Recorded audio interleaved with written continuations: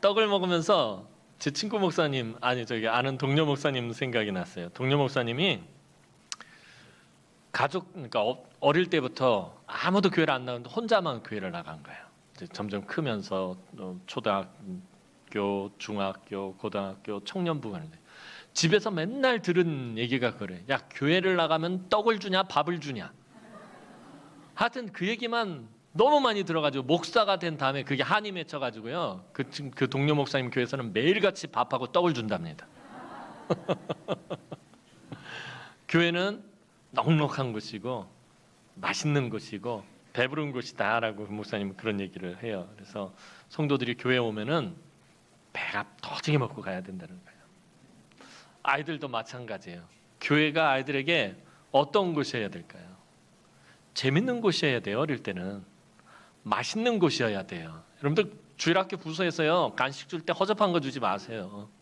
맛있는 거 줘야 돼요. 그래서 아이들 이 뇌리에 주일학교는 맛있는 곳으로 인식이 돼야 돼. 그러면서 믿음이 거기에 들어가는 거지. 처음부터 아이들을 믿음으로 가르치고 믿음으로 그게 엄가 안 되는 거예요. 그래서 유대인들이 아이들을 가르칠 때 어떻게 가르치냐면은 그 율법 책에다가 꿀을 발라놓는다 그래요. 어릴 때부터 율법 책은 뭐 어떻게 인식이 되냐면 맛있고 단 거로 이해를 한다는 거예요. 그래서 나중에 하나님의 말씀을 배우고 구약 성경을 배우고 유대인들은 뭐 구약 성경만 따지니까 그 율법 토라를 배울 때 그게 어렵지가 않다는 거예요. 그냥 아이들이 어릴 때부터 성경은 율법은 달고 맛있는 거로 그렇게 배우기 때문에 그래요. 아이들이 교회에서 막 간식 먹고 흘리고 뭐 그러는데 여러분들 야단치지 마세요. 뭐 여러분들 맨날 목사님 맨날 애들 야단치지 마라, 뛰어다녀도 쳐다보지도 마라, 뭐 하지도 마라, 애들만 감싸고 노신다고. 애들이 어릴 때 다 그렇죠. 애들이 로봇도 아니고 아이들에게서 목사의 영성과 장로님들의 영성을 요구해서는 안 되잖아요. 그죠? 아이들은 어릴 때에 교회는 좋은 곳, 재미난 곳, 친절한 곳, 그리고 사랑스러운 곳으로 그렇게 인식이 되어져야 돼요. 그래서 우리 아이들한테 그런 것들을 좀 심어주고 그래서 아이들이 교회를 떠나지 않도록 좀 잘 붙잡아줬으면 좋겠다라는 그런 생각을 해보게 됩니다. 왜 이런 말씀으로 시작을 하냐면은 오늘 본문 말씀이 조금 무거운 주제를 다루고 있기 때문에 그래요. 왜냐하면은 지금까지 우리가 알아왔던 하나님의 성품과는 전혀 다른 모습을 보게 됩니다. 하나님이 진노하셔요. 물론 진노하시는 하나님은 우리가 구약 성경을 통해서 곳곳에서 보게 됩니다. 그런데 하나님이 진노하시더라도 백성들이 회개하고 돌아오면 하나님 받아주시고 용납하시는 분인데 오늘은 거절하시는 하나님. 백성들이 죄를 회개하고 하나님 앞에 나오는데 그 하나님께서 그 백성들을 거절하시는 모습을 보여주고 있단 말이에요. 평소에 우리가 알고 있던 하나님, 선하신 하나님, 인자하신 하나님, 노하기를 더디하시는 하나님, 목사님 그렇게 구약의 하나님 말씀하셨던 거하고 전혀 다른 모습이 보여지는데요. 정말 다른 이 하나님의 모습을 보면서 우리가 그 하나님 왜 오늘 이 본문에서 하나님 이렇게 다른 모습으로 등장하실까? 그리고 그 모습이 주시는 의미는 무엇일까? 우리가 한번 잠깐 살펴보면서 은혜를 나누는 시간 되었으면 좋겠습니다. 사사기는 여러분들이 잘 아시는 것처럼 사사기에는 패턴이 있습니다. 백성들이 범죄하고 하나님께서 징계하시고 백성들이 회개하면 하나님이 다시 구원의 은혜를 베푸시고 회복시키는 이게 계속해서 반복됩니다. 이 사이클이 몇십 년 주기로 계속해서 반복되어지는 것을 보게 됩니다. 오늘도 어김없이 그 사이클에 맞춰서 있는 백성들의 모습을 봅니다. 기드온이라는 아주 탁월한 사사가 등장을 해서 미디안의 압제로부터 이스라엘을 구원해냅니다. 그런데 문제는 기드온의 아들이었던 아비멜렉이라는 아들, 첩에게서 난 아들이 기드온의 70아들을 다 죽이고서는 스스로 왕이 되고서는 이스라엘 사회를 완전히 깨트려 버립니다. 완전히 상처투성이로 만들어 버립니다. 자, 그 아비멜렉이 죽고 나서 돌라와 야일이라는 사사가 등장을 해서 그 아픔들을 수습을 하고 그 이스라엘의 상처들을 이렇게 회복시키는 사역을 합니다. 돌라와 야일이라는 사사가 45년 동안 이스라엘을 다스리는데 그동안 평안을 누리게 됩니다. 그런데 하나님께서 주신 이 평안의 시간에 이스라엘은 하나님과 더 가까워지지 못하고 있는 모습을 보게 됩니다. 여러분, 하나님이 우리에게 평안의 시간을 주신 것은요, 우리 마음대로 살라고 내 편한 대로 살라고 주신 시간들이 아닌 거예요. 하나님과 더 가까워지라고 주시는 시간입니다. 그런데 이스라엘 자손이 이 평안의 시간에 하나님과 더 가까워지지 못하고 오히려 나태해지고 하나님과 점점 더 멀어지는 시간이 되고 말았습니다. 사람들은 큰 위기를 만나서 고통을 당할 때는 하나님께 매달려 부르짖습니다. 저도 그러고 여러분들도 그러잖아요. 무슨 문제가 터지면은 하나님 앞에서 울고 불고 매달리고 그냥 막 그렇게 하나님 앞에 부르짖어 기도합니다.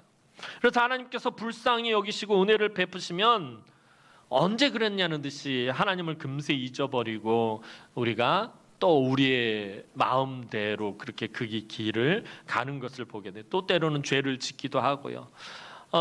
그래서 우리가 죄를 짓고도 잘 살 수 있다라는 생각을 하게 됩니다. 왜냐하면 하나님께서 우리가 그때마다 도움을 요청하면 하나님 분명히 들어주시니까. 내가 죄를 져도 하나님 나 용서해 주시고, 내가 나쁜 짓을 해도 하나님 나 용서해 주시고, 내가 무슨 짓을 해도 하나님은 날 용납해 주실 거야. 이게 계속 반복되다 보면요, 내가 죄를 짓고도 잘 살 수 있다라고 생각을 하게 돼요. 전에도 말씀드렸던 것처럼 우리가 죄를 처음 지을 때는요, 막 가슴이 막 콩닥콩닥 뛰고 막 그러잖아요. 어릴 때 생각해 보세요. 엄마한테 처음 거짓말하던 날, 막 심장이 바깥으로 튀어나오는 줄 알았어요. 엄마는 이미 내가 거짓말하고 있는 줄 알고 있었지만, 거짓말하고 있을 때 어때요? 막 심장이 막 나대기 시작을 하잖아요. 그런데 거짓말을 한 번, 두 번 계속 하다 보면은 나중에는 거짓말을 별의별 거짓말을 다 해도 심장이 떨리기는커녕 눈 하나 깜짝 안 하고 거짓말을 하게 된다라는 거예요. 이 말이 그 말인 거예요. 우리가 죄를 짓고도 잘 살 수 있다라고 생각하게 된다는 거예요. 하나님 계속해서 나를 용납해 주시니까, 내가 죄를 져도 하나님 나 용서해 주시고 용납해 주시니까 그런 허튼 생각을 우리가 하게 된다라는 거예요. 이스라엘도 큰 고통과 고난 속에서 하나님께 매달려 부르짖다가 하나님이 문제를 해결해 주시니까 하나님의 목전에서 다시 아주 대범하게 악을 행하기 시작합니다. 처음에는요, 하나님 몰래 악을 행했어요. 하나님 몰래 장막에 숨어서 우상을 숭배하고 그러더니 나중에는 아예 장막을 제껴놓고 아예 이방인들의 그 신전에 찾아가서 그 우상을 섬기고 숭배하는 아주 대범하게 악을 행하기 시작합니다. 오늘 6절 말씀을 보면 이스라엘이 범한 악은 사사기에서 계속 보아왔듯이 여호와를 버리고 우상을 숭배하는 것이었습니다. 6절 말씀 한번 보도록 하겠습니다. 오늘 본문 6절 말씀입니다. 시작.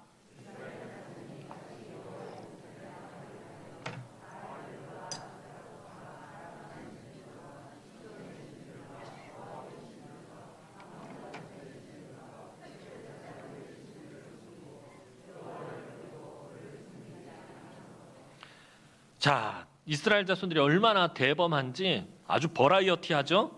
가나안의 모든 신들을 다 섬기고 있는 모습을 보게 됩니다. 그냥 하나만 섬기는 게 아니라 아예 싸그리 몽땅 다 섬기고 있어요. 7개 족속의 신들을 섬기고 있죠. 바알들과 아스다롯, 이건 이제 기본적으로 섬긴다는 거예요. 아람의 신들 중에 대표적인 신이 아낫이라는 아낫이라는 여신이 있습니다. 삼갈의 아낫의 아들 삼갈이라는 그 사사를 설명할 때 아낫의 아들이라고 이렇게 표현하거든요. 그러니까 그 집안이 아낫이라는 여신을 섬기고 있었다는 거예요. 그러니까 아낫은 아람의 신들이고요. 그다음에 시돈의 신들, 시돈의 가장 대표적인 신은 역시 바알과 아세라입니다. 모압의 신들, 그모스라는 우상이고요. 암몬의 신들 몰렉이라는 신이고요. 블레셋 사람들이, 블레셋은 온갖 종류를 다 섬기는데 사실 블레셋은 바알과 아세라를 섬기는 것 말고도 블레셋의 주신은 다곤이라는 물고기 신입니다. 이 풍요와 번성을 상징하는 다곤을 섬깁니다. 그러니까 지금 이스라엘 백성들이 이 7개 가나안 신들을, 족속의 신들을 다 섬기고 있었다라는 거예요. 하나님이 선택하신 이스라엘이라고 부르기조차 민망할 정도로 지금 우상 숭배에 열을 올리고 있습니다. 자, 그렇다면 이제 45년의 평안 가운데 이스라엘이 우상을 숭배한 결과가 무엇이냐라는 거예요. 45년 동안 하나님께서 평안을 주셨더니 이놈들이 쓸데없는 짓을 하는 거예요. 딴짓을 하는 거예요. 우상을 숭배합니다. 그 우상을 숭배한 결과가 7절 말씀입니다. 자, 7절 말씀 보도록 하겠습니다. 시작.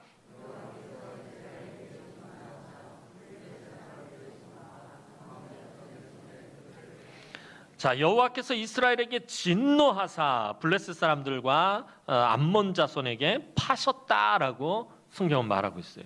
이스라엘을 향해서 하나님께서 드디어 진노하셨습니다. 여호와께서 이스라엘에게 진노하셨다라는 이 말은요, 사실 사사기 초반과 온니엘 사사 이야기에서만 나오는 표현입니다. 그 뒤로 하나님이 진노하셨다라는 표현은 없는데 지금 이때 다시 하나님 진노하셨다라고 그렇게 말하고 있습니다. 그러니까 하나님께서 그동안은 이방 족속들을 통해서 이스라엘을 징계하시기만 했지 진노하시지는 않았습니다. 그러니까 진노했다라는 표현을 진노하셨지만 진노하셨다라는 표현은 사용하지 않았었습니다. 그렇다면 하나님께서 지금 진노하셨다라는 표현을 쓰고 있다라는 것은 주의 깊게 우리가 이 본문을 살펴봐야 한다라는 거예요.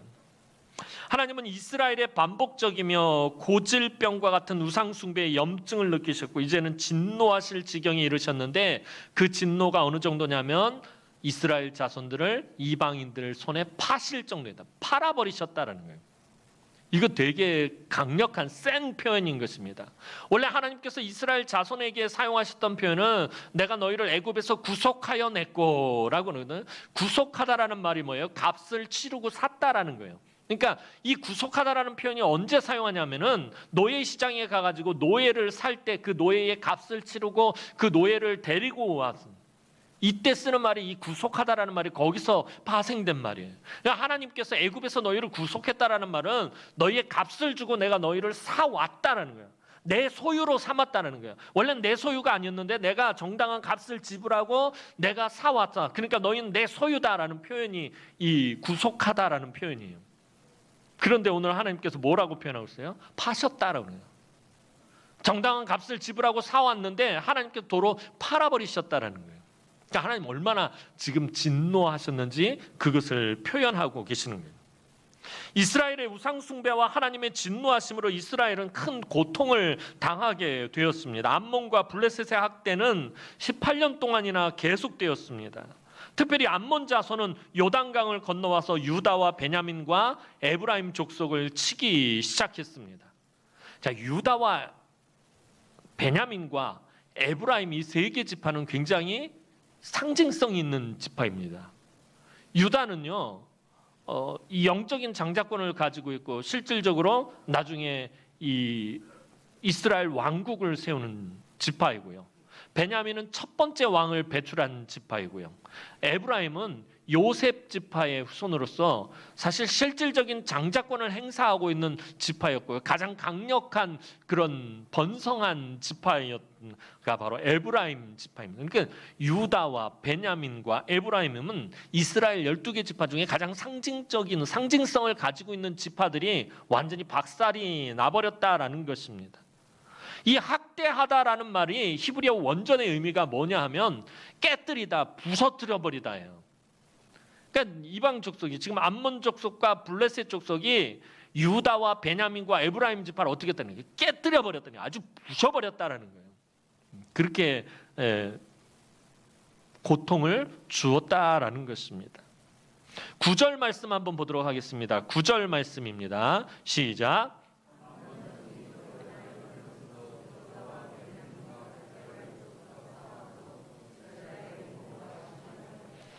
자, 암몬 자손이 자기네들 땅을 벗어나서 이제 요단강을 건너와 가지고 유다와 베냐민과 에브라임 족속과 싸우려고 지금 군대를 동원하고 있어요. 그래서 이게 얼마나 고통스러운지, 이 암몬의 학대가 얼마나 심했든지 이스라엘의 곤고가 심하였다라고 그렇게 말하고 있습니다.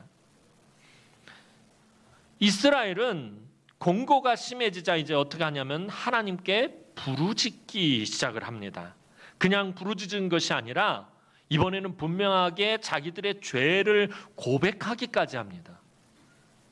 여지까지는 그러지는 않았거든요. 여지까지는 하나님 우리를 구원해 주십시오 하고 그렇게만 부르짖었는데 이번에는 자기들의 죄를 고백하기까지 합니다. 그러니까 얼마나 곤고가 심했는지 뭐 물어보지도 않았는데 자기네들 죄를 막 토해낼 정도예요. 10절 말씀 보도록 하겠습니다. 오늘 본문 10절 말씀입니다. 시작.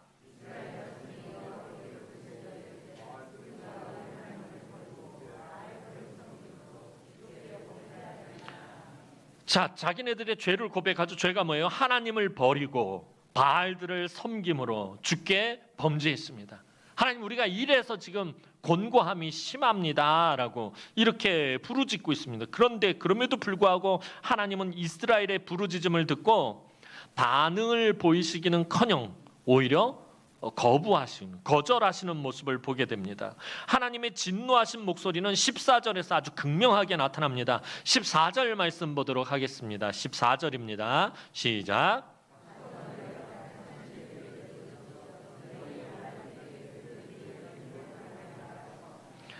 자, 백성들이 분명하게 자기의 죄를 고백까지 하는데 하나님 뭐라고 하시냐면 가서 너희가 택한 신들에게 부르짖어 너희의 환난 때에 그들이 너희를 구원하게 하라는 거절하고 계신다는 거예요. 하나님은 이스라엘 백성들의 부르짖음이 매우 이기적이고 기회주의적임을 아시고 이렇게 강하게 거부하고 계시다라는 거예요. 하나님은 이스라엘의 지금 태도를 고통당하고 있는 현재 상황에서 하나님이 그들에게 더 유용하다고 생각하기에 다른 신들보다 하나님께 호소하는 것뿐이라고 그렇게 보고 계시는 거예요. 그러니까 지금 이스라엘 백성들이 와서 죄를 뉘우치고 고백하고 있는데 이게 지금 어떤 상황이냐면 그저 하나님이 다른 신들보다 다른 우상들보다 더 지금 상황에서 더 유용하기 때문에 그래서 지금 하나님을 찾아 나왔다라고 하나님은 지금 그렇게 보고 계신다라는 것입니다. 오늘 본문의 하나님은 마치 이스라엘에게 이용당하고 버림받은 그 경험이 있는 분처럼 말씀하십니다. 버림받은 남편, 배신당한 남자처럼 분통을 터뜨리고 계시는 거예요. 내가 너한테 또 당할 것 같아? 이러면서요. 이제는 그런 식으로 당하지 않겠다라는 거예요. 한두 번도 아니고 계속해서 배신당했는데 내가 어떻게 열을 받지 않을 수 있겠느냐. 이제 더 이상 나를 호구로 보지 말아라. 지금 그렇게 말씀하시는 것입니다. 이제 이스라엘은 정말 어려움에 처하게 되었습니다. 그 전에 부르짖기만 하면 도와주시던 하나님이 거절을 표현하신 것이에요. 부르짖었는데 거절하셨단 말이에요. 이상하잖아요. 성경에서는 분명히 하나님은 미쁘시고 의로우사 만일 우리가 우리의 죄를 자백하면 하나님은 미쁘고 의로우사 우리를 사하시고 모든 불의에서 깨끗게 하실 것이다 라고 말씀하셨는데 그런데 우리가 항상 주의해야 될 게 뭐냐면 전제를 놓쳐서는 안 된다는 거예요. 우리는요 우리가 죄를 자백하면 하나님께서 우리를 용서하실 것이다 라는 것에만 포커스를 맞추고 계신다는 거예요. 하나님은 미쁘시고 의로우신 분이다 라는 것이 전제인 거예요. 우리가 죄를 자백하는 거에 포커스를 맞추는 것이 아니라 하나님은 미쁘시고 의로우신 분이시기 때문에 우리를 용서해 주신다는 거예요. 그러니까 우리가 회개하고 우리가 죄를 자백했기 때문에 하나님께서 용서해 주시는 것이 아니라 하나님은 원래 의로우신 분이시고 미쁘신 분이시기 때문에 우리를 긍휼히 여기시고 용서해 주시는 것이다라는 거예요. 그러니까 내가 회개하면 그러면 내 공로가 되는 거예요. 하나님은 내가 회개했다고 그것 때문에 하시는 것이 아니라 원래부터 하나님은 우리를 불쌍히 여기시고 긍휼히 여기시는 분이시기 때문에 우리의 자백을 우리의 회개를 받아주시는 거예요. 그러니까 정말 중요한 게 뭐냐 하면은 내가 회개한 게 아니라 하나님이 용서해 주시는 거예요. 하나님 불쌍히 여겨주시는 거예요. 내가 아무리 회개해도 하나님이 용서해 주시지 않으면 끝장나는 거예요. 지금 이런 상황이 발생하는 거예요. 그래서 하나님이 나를 불쌍히 여기시는 것이 정말 중요한 거예요. 우리가 신앙생활하면서 하나님이 나를 긍휼히 여겨주시는 것, 하나님이 나를 불쌍히 여겨주시는 것, 이게 정말 중요한 거예요. 하나님이 나를 긍휼히 여겨주시지 않고 불쌍히 여겨주시지 않으면 그때 모든 것이 다 끝장난 것이나 마찬가지인 거예요. 하나님은요, 그러니까 오늘 보면 지난주에 제가 이사야서 34장을 보면서 참 많이 생각을 했던 것이 그거예요. 이사야서 34장 보면 진노하시는 하나님, 아주 무시무시한 막 심판을 하시는 하나님에 대해서 기록을 하고 있어요. 그러면서 깨닫게 된 것이 그거예요. 저와 여러분들은 우리가 죄를 범해야만 하나님이 진노하신다고 생각하잖아요. 내가 잘못할 때만 하나님, 여러분들도 그러잖아요. 여러분들의 자녀가 잘못했을 때만 그냥 화가 나고 분노하게, 진노하게 돼요. 근데 아니라는 거예요. 하나님은 태초에 인간이 죄를 범했을 때부터 지금까지 계속 진노하고 계셔요. 하나님 거룩하신 분이시기 때문에 죄를 용납하지 않으세요. 인간들의 모든 더럽고 악하고 추하고 그런 모든 악한 죄악들을 하나님 그 죄악들을 향해서 진노하고 계신다는 거예요. 한 번도 그 진노의 불길을 멈추신 적이 없어요. 마지막 심판의 날까지 하나님은 그 진노의 불길을 꺼트리지 않으셔요. 그런데 중요한 것은 뭐냐 하면 하나님이 그 진노하시는 가운데 하나님이 뭘 더 중요하게 생각하시냐면은 심판하시는 그 진노하심으로 인해서 심판하시는 것을 더 중요하게 생각하시는 것이 아니라 사람들을 회복시키시고 치유하시고 구원하시는 일에 하나님은 더 관심 있고 더 중요하게 생각하신다라는 거예요. 그래서 독생자를 이 땅에 내려보내시고 십자가에서 죽기까지 희생하신 우리의 모든 죄를 감당하실 때 하나님께서는 그 진노를 다 어디다 쏟으신 거예요? 십자가에다가 쏟으신 것이에요. 그래서 그 십자가를 우리가 의지하고 나갈 때 하나님께서 진노하지 않는 거예요. 이미 그 십자가의 진노를 다 쏟아 부으셨기 때문에. 하나님은 지금도 그렇고 다시 그 마지막 심판의 날 때까지 진노하시는 하나님이셔요. 그런데 그 진노보다 하나님이 더 중요하게 생각하시는 것, 오늘 저와 여러분들에게 은혜 베푸시는 것, 저와 여러분들을 치유하시는 것, 저와 여러분들을 회복시키는 것, 그래서 마침내 구원해서 하나님 나라에까지 가게 하시는 것에 더 관심이 있고 그걸 더 중요하게 생각하실 뿐이다라는 것이에요. 오늘 하나님이 이스라엘 자손들에게 거절하시는 부분들 다시 한번 잘 살펴봤으면 좋겠어요. 자, 이스라엘은 15절에서 또다시 우리가 범죄하여 싸우니라고 반복해서 죄를 하나님 앞에 고백합니다. 이스라엘이 섬기던 가나안의 7신들에게 가서 부르짖으라는 하나님의 말씀에 이스라엘은 하나님께 계속 부르짖으면서 지금 도움을 구하고 있습니다. 이스라엘 백성들이 계속해서 하나님께 부르짖는데도 하나님 왜 이렇게 냉정하게 대하시는 것입니까? 우리가 평소에 보던 하나님하고는 너무 다르잖아요. 이쯤 되면 하나님 못 이기는 척하고 보통 때 같으면 이렇게 은혜를 베풀어 주시는데 오늘은 너무나도 냉정하신 것이에요. 하나님 콧방귀 끼고 계세요. 좀 불경스러운 표현이지만요. 하나님 그냥 거절하고 계신다는 거예요. 사실 본문을 잘 살펴보셔야 되는 게 이스라엘 자손들의 이 모습이 너무 이기적이고 기회주의적인 회개를 하고 있다는 거 하나님 알고 계신다라는 것입니다. 이스라엘 백성들이 하나님께 구하기 바로 전까지 그들이 누구에게 부르짖고 있었어요? 우상들에게 부르짖고 있었기 때문이다라는 것이에요. 그러니까 지금 하나님을 찾는 그들의 모습, 하나님께 부르짖는 모습이 어떤 스타일을 가지고 있는 거예요? 우상들을 섬기는 모습을 그대로 가지고 와서 하나님께 적용하고 있다라는 거예요. 비록 자기네들의 죄를 고백하고 있지만 그 부르짖음의 모습이 원래 율법에 따른 말씀에 따른 하나님께 부르짖음이 아니라 우상을 조금 전까지 우상에게 부르짖었던 그 모습 그대로 그냥 대상만 바꾸었을 뿐이다라는 거예요. 하나님은 지금 그것을 보신 것이에요. 가나안의 7 신들에게 차례대로 부르짖다가 가나안 신들이 아무런 응답이 보이지 않으니까 하나님께 나온 것입니다. 그래서 하나님이 다른 신들에게 가서 부르짖으라고 책망하고 계시는 거예요. 더 이상 이제 갈 데가 없어요. 왜냐하면 모든 우상들에게 다 부르짖다가 마지막으로 하나님께 왔기 때문에 더 이상 갈 데가 없는 거예요. 지금 이스라엘 자손들은. 그래서 지금 하나님께 매달리고 있는 것입니다. 하나님 도저히 이런 이스라엘을 지금 신뢰하지 못하시겠다라는 것입니다. 이 이스라엘은 자신들이 정말 하나님께 회개하고 나왔음을 증명하기 위해서 우상들을 제거합니다. 16절 상반절 말씀 보도록 하겠습니다. 16절 상반절 말씀입니다. 시작.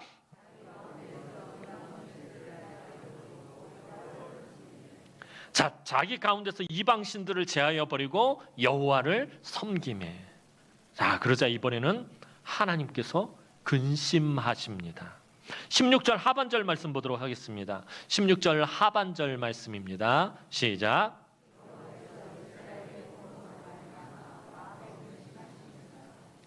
자, 오늘 본문을 주의 깊게 보지 않으면 하나님께서 이스라엘이 회개해서 마음을 돌이키시려고 하는 것으로 오해하기 쉽습니다. 하나님께서는 지금 이스라엘의 회개의 모습을 보시고 마음을 바꾸시는 것이 아닙니다. 이스라엘이 회개하니까 지금 마음에 근심하시는 것이 아니다라는 거예요. 자, 9절과 16절의 곤고라는 우리말로 번역된 말은요, 구약에서 원래 힘든 일, 고난, 고통 이런 것들을 다 통칭하는 말입니다. 무슨 말이냐면 하나님을 근심하게 한 것은 이스라엘이 회개했기 때문이 아니라 이스라엘이 당하는 곤고함 때문이었다라는 거예요. 포커스를 잘 맞춰야 돼요. 하나님은 이스라엘 백성들의 이 일시적이고 기회주의적인 회개에 마음을 돌이키신 것이 아니라 그들의 회개가 이기적인 회개라는 것을 알고 계시면서도 이스라엘이 고통을 당하시는 것을 더 이상 참으실 수가 없으셨다라는 거예요. 여러분 그렇게 생각하시면 돼요. 여러분들의 자녀가 여러분들에게 와서 도움을 요청하는데 요거 도와주면 뻔히 다시 나쁜 짓 할지 알아. 그래서 안 도와주겠다고 이렇게 이야기는 하지만 마음이 너무 아픈 거예요. 뭐 때문에? 고통을 당하고 있는 그 모습. 내 자녀가 고통을 당하고 있는 그 모습 때문에 마음이 아픈 거예요. 하나님이 지금 그러시다라는 거예요. 이들의 이런 기회주의적인 회개, 그게 문제가 아니라 고통을 당하고 있는, 그냥 그 고통과 고난 가운데 있는 이 이스라엘 자손들의 모습 때문에 하나님이 지금 마음이 아프시고 근심하고 계신다라는 것입니다. 하나님은 이스라엘이 또다시 배반할 것 알고 계셨어요. 이스라엘이 당하는 고난을 참지 못하고 근심하고 계신다라는 거예요. 쟤들 분명히 또 배반할 거예요. 오늘 저와 여러분들도 마찬가지예요. 우리의 믿음도 항상 그렇잖아요. 사이클이 있어요. 정말 우리가 막 높게 올라갔다가 갑자기 바닥으로 떨어질 때가 있고요. 우리가 회복되기도 하고 우리가 또 다시 침체되기도 하고. 하나님 아셔요. 저와 여러분들이 얼마나 연약한 인간인지. 좀 지나면 다시 침체될 거예요. 지금 막 감사하고 기뻐하고 찬양하고 막 열심히 헌신하고 열정적으로 섬기고 그러지만 또 좀 지나면 침체되고 곤고해질 것을 하나님 아셔요. 그런데 하나님은 그 가운데서 우리가 고통을 당하는 것을 참지 못하시겠다는 거예요. 그게 너무 괴로우신 것이에요. 그래서 우리 아침에 말씀드렸던 것처럼 우리 삶의 곳곳에 엘림이라는 것을 하나님께서 예비해 두신 것이에요.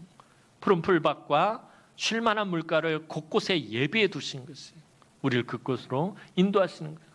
지치고 고단하고 원망하고 불평할 거 뻔히 아시면서 다시 그쪽으로 이끌어가서 다시 회복시키시고 또 지치고 공고하고 불평하고 원망하면 또 다른 곳으로 또 이끄시고 그 가운데서 하나님은 우리가 연약하고 우리가 하나님 배신할 거 다 알고 계세요. 그런데 그 가운데서 고통당하는 저와 여러분들의 모습은 못 견디시겠다라는 거예요. 고난 속에서 괴로워하고 있는 저와 여러분들의 모습을 하나님 참으실 수가 없다라는 거예요. 이게 하나님의 본성인 것이, 이게 하나님의 성품이다라는 거예요. 아까 말씀드렸던 것처럼 하나님은 인간이 죄를 범한 이래로 지금까지 계속해서 진노하고 계셔요.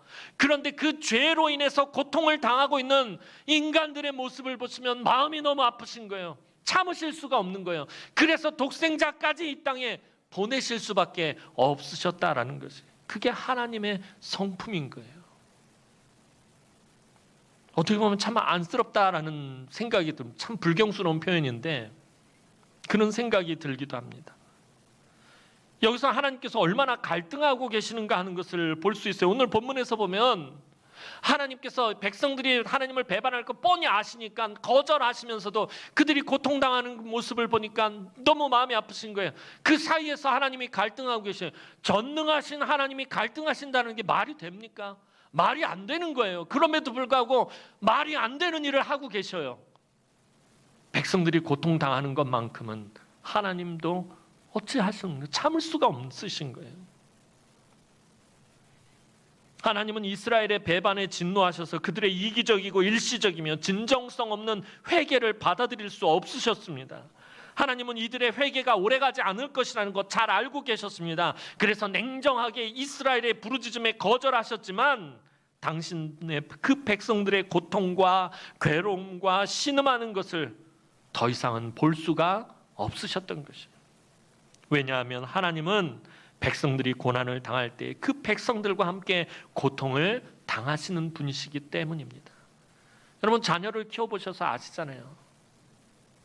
자녀들이 아무리 못된 짓을 하고 부모 가슴에 못을 박아도 그 자녀들이 괴로워하고 신음하는 모습을 보면 그 가슴이 찢어지는 게 부모예요. 그게 엄마의 마음이에요. 하나님 그러하셨다라는 것입니다. 이것이 하나님의 놀라운 은혜와 긍휼과 사랑인 것입니다. 자, 그런데 문제는 하나님께서 아직 응답하시지 않은 상황 가운데 암몬 족속이 다시 공격해오는 일이 발생합니다. 그러자 이스라엘은 어떻게 해야 할지 몰라서 완전히 혼란 가운데 빠지고 우왕좌왕하는 모습을 보게 됩니다. 자, 17절 말씀 보겠습니다. 17절 말씀입니다. 시작.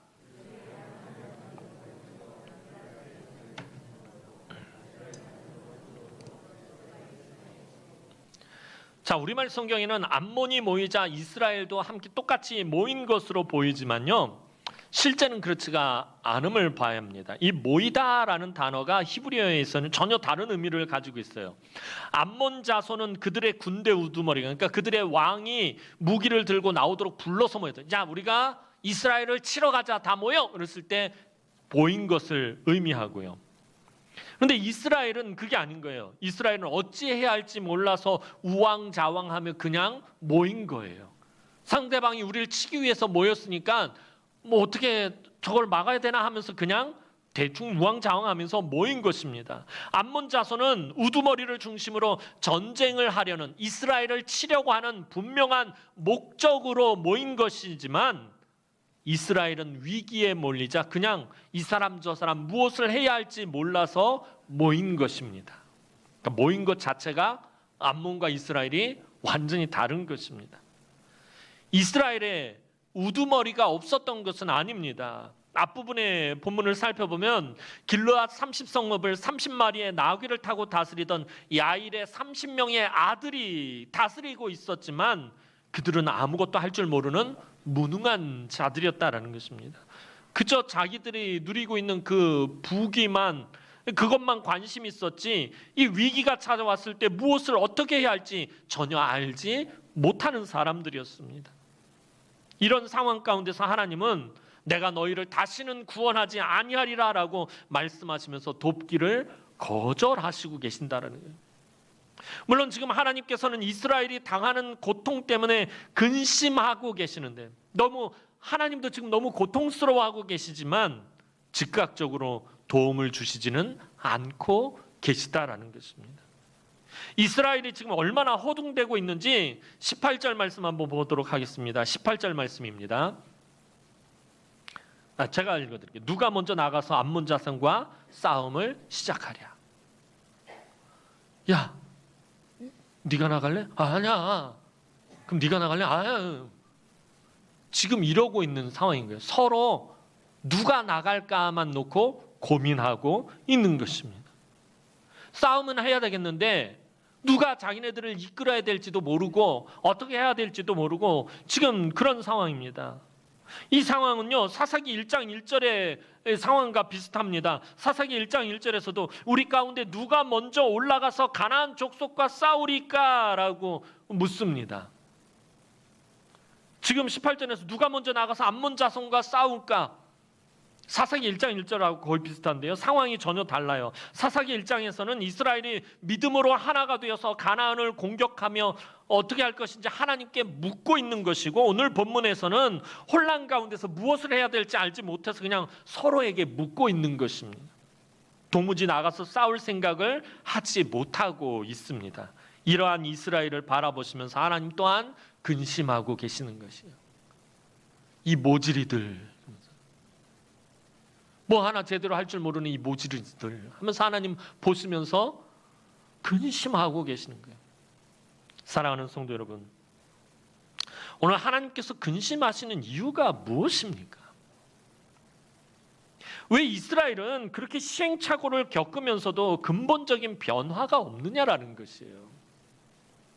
그 수많은 어려움 가운데서 놀라운 승리와 구원을 경험하고도 왜 또 그 상태로 다시 돌아가느냐라는 것입니다.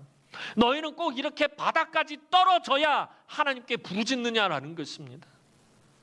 오늘 우리도 이스라엘 백성들과 같은 삶을 살 때가 많습니다. 물론 우리가 우상숭배의 자리에 나가는 것은 아닙니다. 하지만 침체되었다가 회복되었다가를 반복하고 있다는 거예요. 이것이 이스라엘과 우리의 연약함입니다. 그래서 우리는 잘 살든지 못 살든지 평상시에 무조건 하나님의 말씀을 붙잡아야 한다는 거예요. 평소에 하나님을 붙들어야 한다는 거예요. 그리고 어려움이 오지 않아도 무조건 하나님께 미리 부르짖으며 기도해야 합니다. 이 사람이 지혜로운 사람인 것이에요. 고난이 찾아오기 전에 미리 하나님을 붙드는 사람, 미리 하나님을 찾는 사람이 복 있는 사람인 것이에요. 하나님께서 이번에 이스라엘의 부르짖음에 거절하시는 이유가 무엇입니까? 이번에 정말로 결단을 내려보자는 것입니다. 죄의 본성이 남아있는 우리에게 하나님 앞에서 온전해지는 길은 오직 말씀과 기도밖에 없습니다. 하나님의 말씀을 붙잡고 부르짖어 기도하는 길밖에 없습니다. 하나님은 우리가 고난 가운데 있을 때 우리의 고난으로 인해 근심하시는 분이십니다. 그 하나님을 붙잡고 미리미리 기도하면 살 수 있습니다. 회복할 수 있습니다. 바닥까지 내려가지 않아도 되는데 왜 굳이 바닥까지 내려가려고 하느냐라는 거예요. 바닥까지 내려가기 전에 하나님을 붙잡는 사람, 불평과 원망이 터져나오기 전에 하나님의 인도하심을 따라가는 사람, 그 사람이 지혜로운 성도이고요, 그 사람이 복 있는 성도인 것입니다. 오늘 하나님 앞에 나와 예배하는 여러분 아주 잘하신 것이에요. 새벽마다 하나님 앞에 나와서 부르짖어 기도하는 새벽의 성도들 아주 잘하시는 것이에요. 금요일마다 피곤한 몸 이끌고 나와서 하나님 앞에 부르짖어 기도하는 성도들 정말 잘하시는 것이에요. 주일마다 다른 곳에 가지 않고 이곳에 모여서 예배하는 여러분 정말 잘하신 것이에요. 삶에 어려운 문제가 있어서 나오신 분도 잘하신 것입니다. 문제가 없어도 나오신 분은 더 잘하시는 것이에요. 삶에 고난이 없어도 하나님을 붙잡는 사람 더 잘한 것이에요. 우리 남흥의 성도들이 진실함과 간절함으로 예배하고 부르짖어 기도할 때 우리의 곤고함을 보시고 불쌍히 여기시고 긍휼히 여기시는 하나님께서 그 풍성하신 은혜를 베풀어 주실 것이에요. 하나님 그러신 분이에요. 저와 여러분들이 아무리 잘못해도 진노하시지만, 그런데 하나님의 목적은 저와 여러분들을 우리의 잘못으로 인해, 우리의 죄악으로 인해서 심판하고 멸망하는 것이 목적이 아니라 우리를 회복시키시고 치유하시는 것이 하나님의 목적이다라는 것입니다. 그래서 하나님은 근심하시는 분이셔요. 저와 여러분들을 어떻게 회복시킬까? 어떻게 치유하실까? 늘 근심하시는 분이에요. 여러분의 삶에 곤고함이 있든지 없든지 우리 때문에 근심하시는 그 하나님을 붙잡으시기 바랍니다. 그 하나님만 의지하시기 바랍니다. 그 하나님의 말씀에, 그 하나님의 음성에 귀를 기울이시기 바랍니다. 여러분이 곤고할 때, 여러분이 지칠 때, 여러분들이 괴로워할 때, 여러분들이 고통스러워할 때, 여러분들이 오늘 아침에 말씀을 본 것처럼 그 마라의 쓴물로 인해서, 이 세상의 쓴물로 인해서 고통스러워할 때 하나님은 여러분들을 엘림으로 인도하시는 거예요. 근심하면서, 여러분들의 그 고통을 보시면서 근심하면서, 얼마나 미련한 짓이에요. 하나님 그런데 그 가운데서 여러분들을 그렇게 인도하신다는 거예요. 여러분들이 하나님만을 잠잠히 바라고 찾고 구할 때에 우리의 곤고함을 보시고 긍휼히 여겨주시는 그 하나님의 은혜를 늘 삶 가운데서 풍성하게 누리시기를 주님의 이름으로 축원합니다. 기도드리겠습니다. 사랑과 은혜가 많으신 아버지 하나님, 은혜와 사랑을 진심으로 감사를 드립니다. 이 험한 세상을 살아가면서 늘 넘어지고 쓰러지고 또 침체되었다가 회복되었다가를 반복하는 참 미련하고 어리석은 우리들을 바라보시며 늘 근심하시는 그 하나님, 우리가 이렇게 연약함을 또한 하나님 앞에 고백합니다. 하나님, 우리의 곤고함을 보시고 우리를 불쌍히 여기시고 긍휼히 여겨 주옵소서. 하나님, 은혜를 베풀어 주지 않으면 우리가 이 험한 세상에서, 마라와 같은 쓴물이 넘쳐나는 이 세상에서 하나님, 우리가 1분 1초도 살 수 없음을 하나님 이 시간에 고백합니다.